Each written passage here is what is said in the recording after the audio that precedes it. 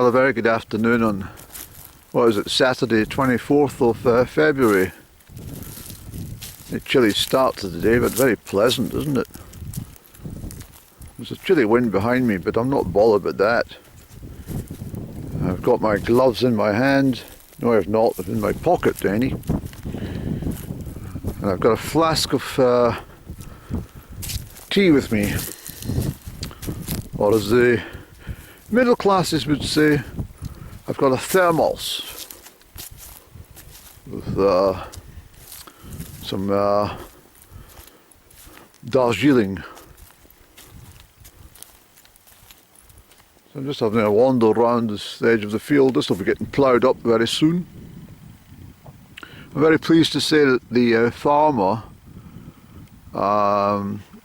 took note of everything I said about keeping the stubble over the winter, because it's very pleasing to the eye for the creative individuals like myself, and you know, it forms a great aesthetics for the landscape, the countryside.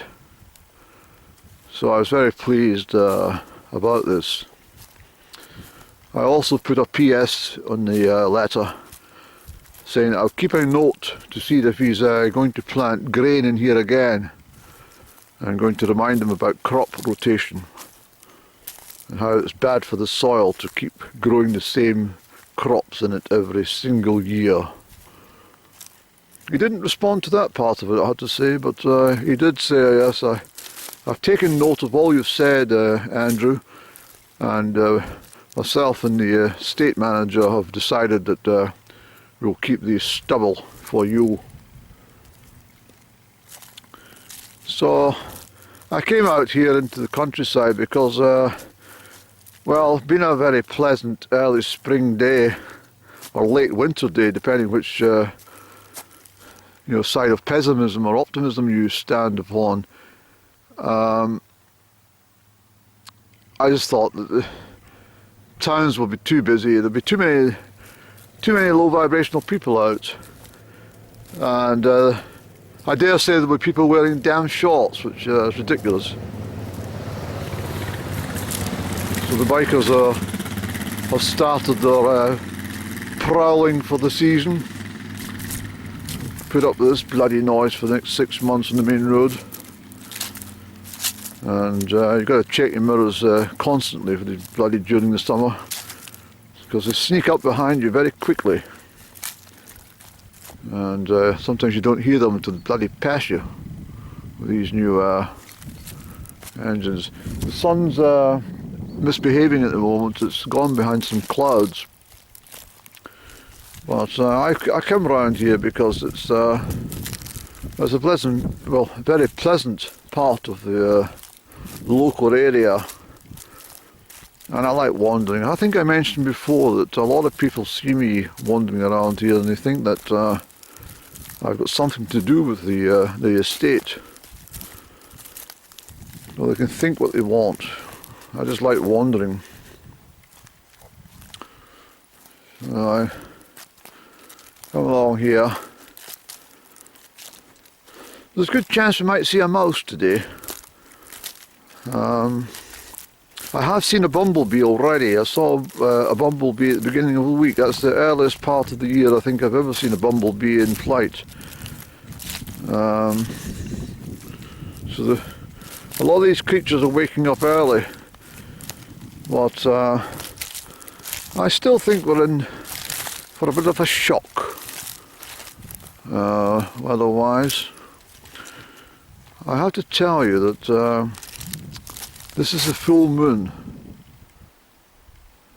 We're already into the sign of Pisces by a couple of days. The sun's in Pisces, but which is the opposite sign from me in my birth chart. So that means the full moon's in Virgo today. And I have to tell you that when I woke this morning, I felt quite vibrant. First shake-off of the seasonal affective disorder was in the early hours. I woke very smartly in the dark. Decided to stay in bed a little longer, not much actually, Well, it's the first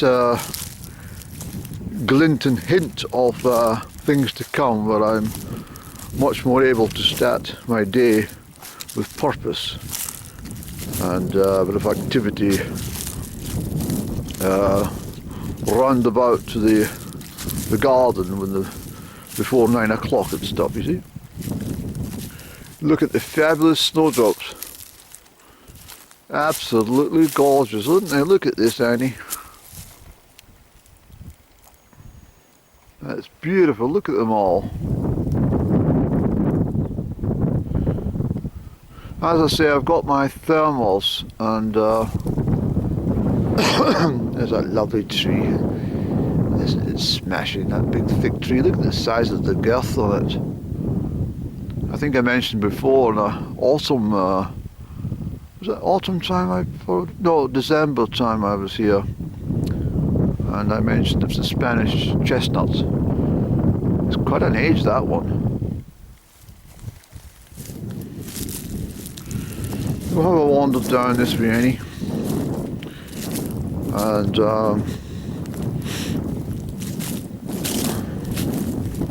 there's something down here that I've seen it many times in my life, but I still haven't worked out what the hell it is. Let me show you what I mean.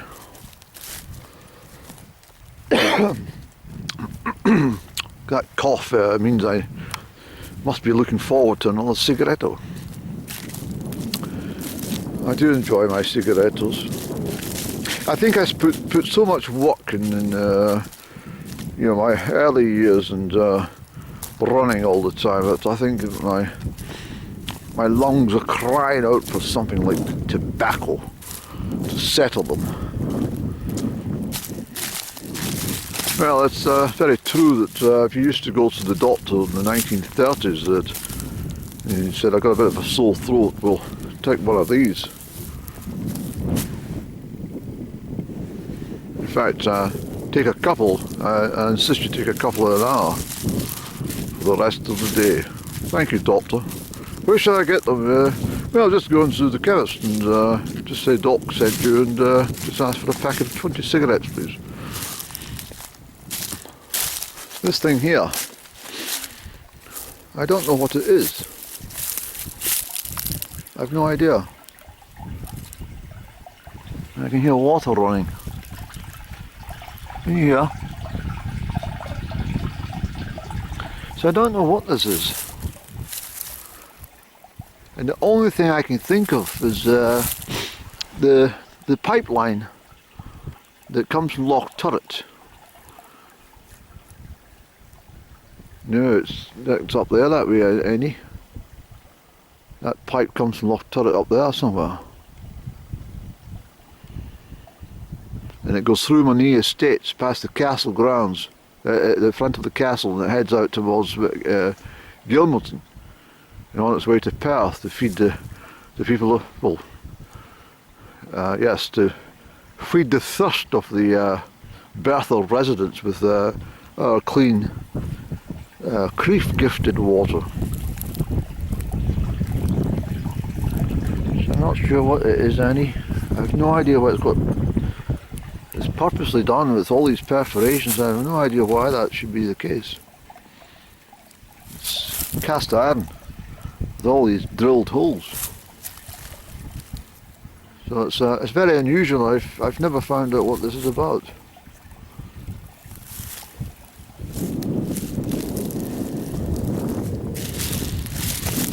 This is poor maintenance by the estate as well. I'm sorry about this, but I mean, farmers in the past would have this all cleared up within 24 hours. Certainly within a week, but not lying like that. No, not at all. Anyway, let's get a seat, Annie. Where shall we sit, son?